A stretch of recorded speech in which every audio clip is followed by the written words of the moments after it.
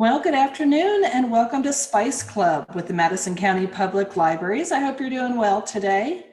This month we are featuring one of my favorite spices, chili powder. Now you probably think you know all about chili powder, goes in chili, sometimes shows up in tacos and other things, but we're going to try some different uses for chili powder. Now before we get started, I don't know if you know, but chili powder is actually a blend of spices. It is not solely made from chilies, as you might imagine from the name. Chili is a blend of cumin, oregano, garlic powder, and paprika with a little bit of cayenne. And so if you've been under the impression that chili powder is spicy, typically that's not so. It has a little mild spice because of that cayenne in there, but it doesn't have a really strong kick. Chili powder that we're using today is chili with an I on the end, like the chili, the dish that you eat. If you were to see chili powder where the word chili ends with an E, C-H-I-L-E, typically that is a ground chili pepper, and that is a much spicier powder. I think often it's labeled so that you can tell it apart, but different chilies can be used to make a chili powder in that kind of way versus the blend that we're going to use. Some people make mistakes as far as that's concerned. You would only do it once because the spice level would be entirely different. The recipe that we're making today is well known from Publix grocery stores. We're going to make Mardi Gras wings, which I understand is their most popular item that they serve. And there's copycat recipes all over the internet, but it's a blend of spices. If you look, we've got quite a few sitting there. So in advance of our cooking, I've laid out our spices. I've got our chicken wings, and I did split them so that the drums and the flats are separated from each other. And I discarded the tips because they're just not that tasty to eat. And the other thing that this recipe asks you to do prior to popping these in the oven is to actually parboil these wings in salted water for about 8 minutes. Makes them nice and tender, renders off a little bit of the fat, which helps them crisp once they're in the oven. Because we all like crispy wings usually, but you can't often get quite that effect in the oven. So these have been parboiled. They're sitting on paper towels, just drying out just a little bit because you don't want to toss them into the spice blend where they're wet with water. We use a little oil to help it stick. So we're going to go ahead and mix this up. I've got my recipe here to keep me straight as we're going forward. So the first spice that we're going to use is rosemary. And this recipe calls for 2 tablespoons of rosemary to go in there. So we're going to drop that in first. There we go. And that's a dried rosemary. We're going to do 2 tablespoons of our chili powder.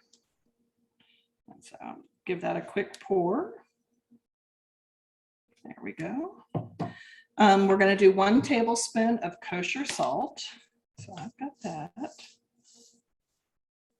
Any form of table salt will work, but I did have kosher salt here, so I'm going to use that. A tablespoon of garlic powder. Let my spices get out of order on me. There we go. Perfect.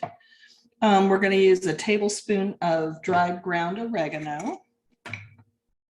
And oregano is actually in chili powder, but in using the dried, that gives it its own individual flavor as well. I'm going to use a tablespoon of the Tony Chachere Creole seasoning. Now, I have this. Any form of Cajun seasoning would work. Seasoned salt might work, but it doesn't really have the same kick. But you can find different versions of a Creole or Cajun seasoning that works for this. So this I'm going to use 1 tablespoon as well. Got to use the Cajun version if you're going to have Mardi Gras wings. I'm going to use 1.5 teaspoons of cumin.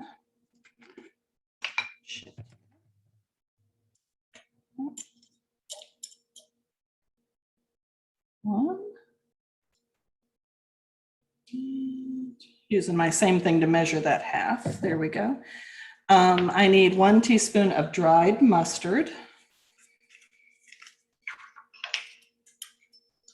Oh, my teaspoons want to fit into my spice jars today. There we go. And a teaspoon of black pepper. So it's a nice combination of spices that we're going to use to make a dry rub. let me give this just a little quick mix and combine. I can smell the chili powder. That's probably one of the strongest aromas in here. So when you're doing a rub on something like chicken wings, one of the best things you can do is use just a couple tablespoons of oil to help coat the spices onto it. So I'm gonna, in my big bowl here, pour about 2 tablespoons of oil. And what I'm gonna do is put in about half my chicken wings and half my mix. And that way they get a good coating. If you overcrowd your pan, well, you know, it doesn't get quite the seasoning that you might hope. I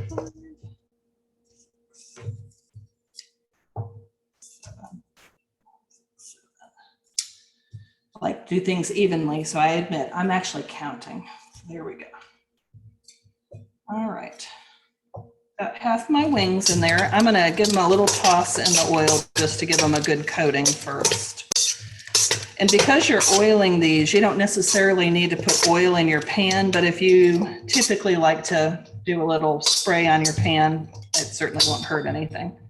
All right, so I've got half my wings in there. I'm gonna dump in about half my spice.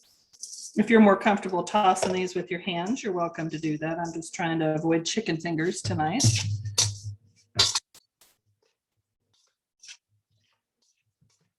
There we go.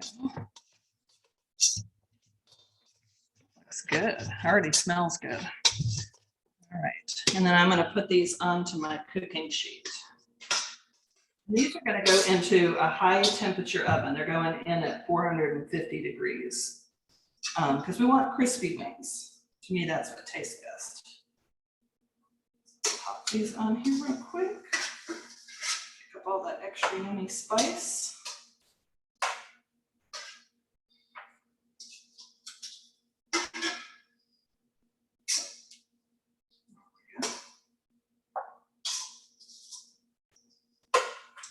And then I'm going to add just a smidge of oil in there. I didn't use quite all of it, so I'm going to just add about another tablespoon.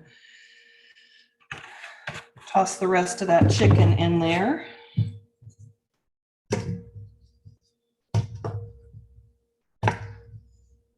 And when these go into the oven, we're going to bake them for about 20 minutes. That boiling process helps speed it up just a little bit with allowing it to get crisp at a high temperature, but cooked all the way through.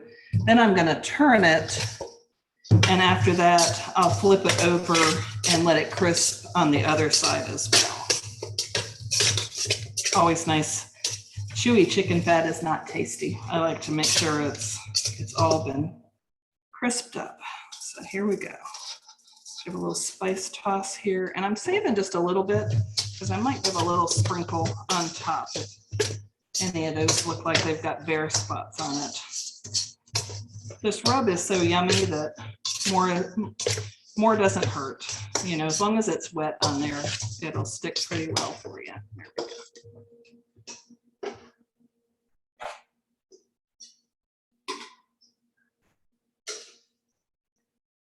And I'm going to make a second dish to go with this, using our chili powder as well, and featuring something that I really like to have with chili powder, and that's sweet potatoes. I don't know if you've ever done that before, but to me, sweet potatoes and chili powder can be good friends with each other. But that's a really, really, really nice flavor. And so I'm going to take the opportunity, because I roast my sweet potatoes also at that same kind of high temperature, to make these together. We have kind of a nice meal this time, where I usually just cook one dish with you. So I'm kind of excited about that. So I'll put the last little bit of rub on there. I was a little stingy on the rub on that first batch, and I want to make sure it's coated just as well.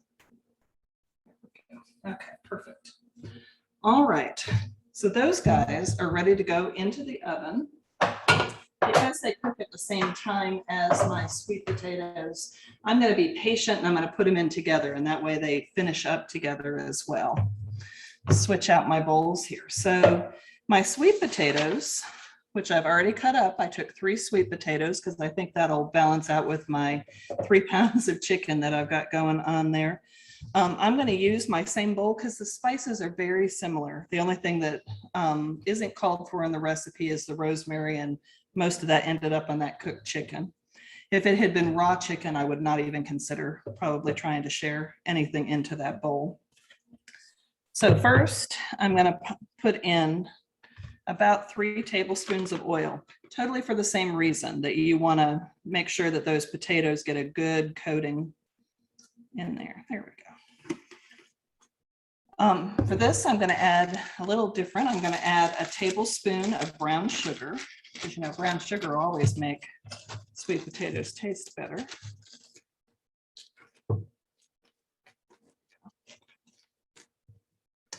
And it goes. About 3/4 teaspoon of salt.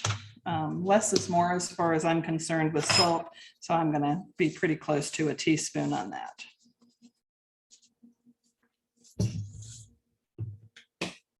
I need 1/2 teaspoon of chili powder. And you wouldn't think it, but sweet potatoes and chili powder really go together. There's something about the little bit of spice with the natural sweetness of a sweet potato that really complements one another. Another spice that we're going to add in on this recipe is about 1/2 teaspoon of paprika. Now there's a little bit of paprika that's already within chili powder. It's one of the spices that's in the blend, but this gives it the opportunity to kind of feature and be its own flavor in there. I'm going to also use 1/2 teaspoon of onion powder, which we did not use that in the other recipe. We used the garlic powder instead. There we go. And about 1/4 teaspoon of black pepper. Don't go too crazy with that because it doesn't need the extra spice. All right. So all of our players are in the bowl. I'm going to use my spoon just to give that a quick mix in with the oil. It all looks like syrup in there once all the ingredients get combined together. And then I'm going to toss my potatoes in there. Give them just a really nice coating. There we go.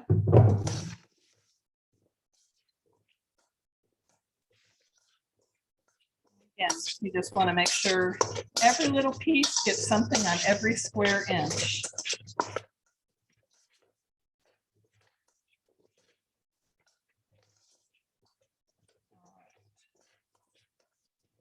Good. I think we've got it all on there. And then I'm going to toss this on my cookie sheet. And just like the other, because I've got oil within this recipe, there's no reason to spray my pan. If it's too wet, the vegetables themselves won't crisp. And so I think that's important. Spread them out in a nice layer. So I'm going to pop these into the oven. As I said, they're going to go for about 20 minutes. Then I'm going to give them a little movement. I'm going to flip the chicken over and push the sweet potatoes just to allow them to get crispy on more than one side. And then we'll be back together and we'll take a quick look at what the finished product looks like. I hope it's making you hungry. I'll see you shortly.